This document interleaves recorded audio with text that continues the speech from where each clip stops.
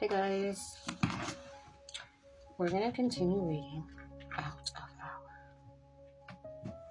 our mindfulness. We're gonna keep reading about mindfulness, A Monk's Guide to Happiness by Jalal Dubton. Okay, we're reading about mindfulness.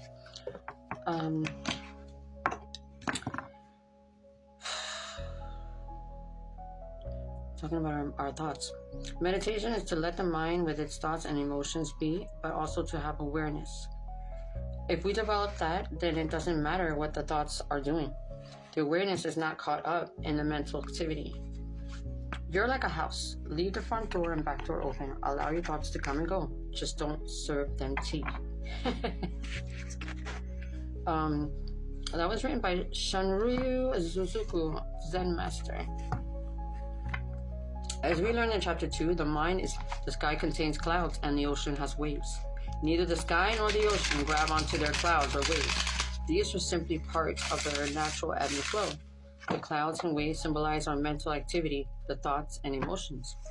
Our tendency is either to chase after them, to try to get rid of them, but instead we could simply learn to leave them alone. But instead, we learn to just leave them alone. Eventually, we might begin to understand that just like the clouds and waves, thoughts and emotions aren't solid after all. Usually when we experience our thoughts, we strongly believe them, and when we encounter emotions such as anger, sadness, or fear, we feel as if there's something very heavy inside us that we have to do something about. We want to escape from these things, so we either express or repress them, throw them out or push them down, or we wish someone else would come along and take them away from us.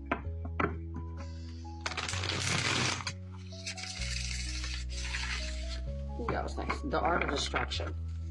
Being able to distract yourself from those thoughts, that intrusive thoughts in your mind that you don't want to be thinking about anymore. Things that you put closure to. People you don't want to be reminded of.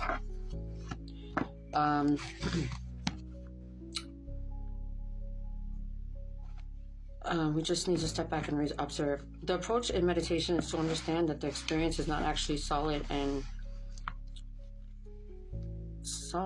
so we don't need to do anything about it. We just need to step back and observe. Our awareness is not the thought or the emotion, and is free from any suffering. When the meditator reaches the stage, they no longer need to use the breath or other focusing techniques, but can simply rest in the present awareness and not yet get caught up in the flow of mental activity.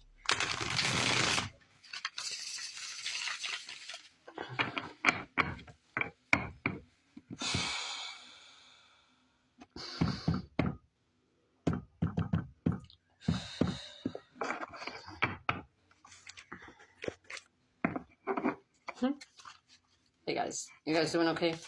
Okay, so let's keep reading. Through this process, we may slowly state to understand that we are actually fundamentally good underneath all of our problems. We are okay. Through meditation, we could eventually begin to feel our inner potential, the basic goodness within us. That is freedom, that is happiness. Transforming negativity. The part of us which very often baffles and confuses us is our emotional life. It seems to run the show. We certainly don't plan our emotions. We don't decide to have or not to have them. They seem to come from nowhere. And when they are negative, they can be highly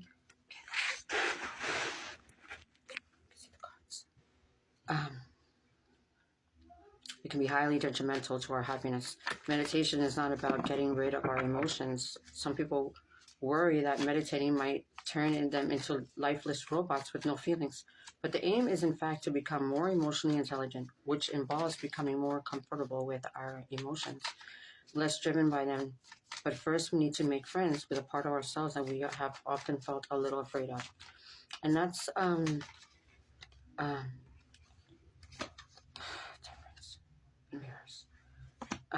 and that's also how you can hear if spirit is trying to talk to you, or any messages that you might receive to help you as well. Okay. By meditating and praying. And I'm also working on that myself. I think a lot when I'm in the bath. For some reason. I get a lot of clarity on things when I'm in the bath. What the heck? Here we go. Emotions are actually our good friends, and as they are in many ways more truthful than thoughts, or thoughts can go around in circles playing all sorts of tricks on us. But how we feel is something we can experience quite viscerally. We often feel emotion in our bodies, and that can represent some kind of truth about who we are in this moment. The problem arises when we react negatively to this, and when our emotions run us and make us and others suffer. Okay, done for 2 years.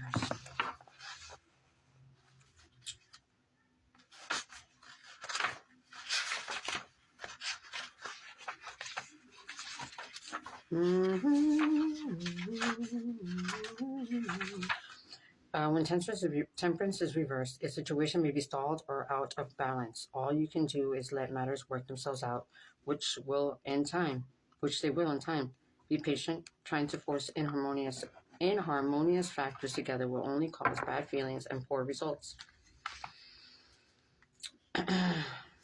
Like mixing oil and water.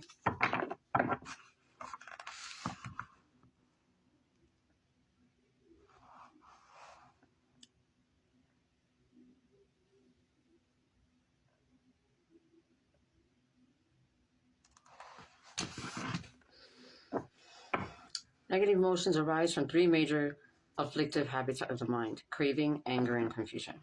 These form the basis for all of our unpleasant emotional experiences, such as jealousy, fear, worry, and a whole range of other upsetting feelings.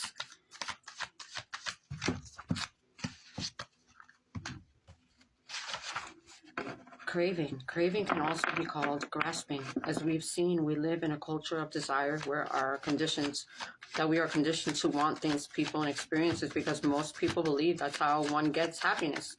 Problems arise when our desire leads to frustration, which is actually 100% of the time something which advertisers get really excited about. 7 of Wands. Wait. 8. 8 of Wands. As we're talking about life without desire, maybe not. Perhaps the aim is to be less driven by endless need, and instead of find peace and contentment. Would that stop progress? Will our society collapse? Will people stop going to work or seeking promotions? Absolutely not. It is all about balance. Oh, we just said about balance. But letting things balance themselves out in the temperance in reverse. And we can still strive for a better life, but we can become less frightened about things working or not working out for us. If we can learn how to produce our own happiness, and anything else is bonus. 8 of Wands. We just read that in temperance. 8 of Wands. Okay.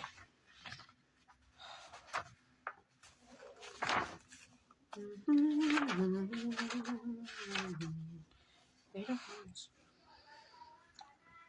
This card shows a very busy period in your life when you feel catapulted towards something you desire. Even though you may be a bit overwhelmed, you're excited and inspired, confident that all will turn out well. All will turn out well. You can learn how to produce your own happiness. Anger is interesting. It has so many different layers. Sometimes we experience strong range, which can feel hot or cold. Not hot, angry feels like we're burning. It can be a sharp stab in the heart area or an inflamed sensation rising in our entire body. Cold anger is where we shut down and become icy. We stare daggers. Both are painful and both cause trouble in our lives and are for those around us. Another aspect of anger is aversion, which is a form of rejection or pushing away. Aversion comes from fear, and it can arise in relation to absolutely anything. 2 of Pentacles. I said arise, the card flipped over. 2 of Pentacles.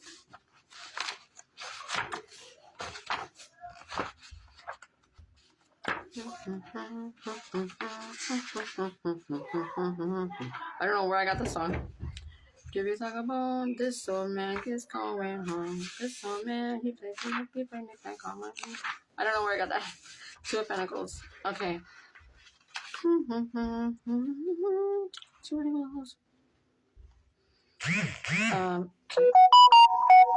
2 can mean good fortune as a result of your ability to handle many things at once.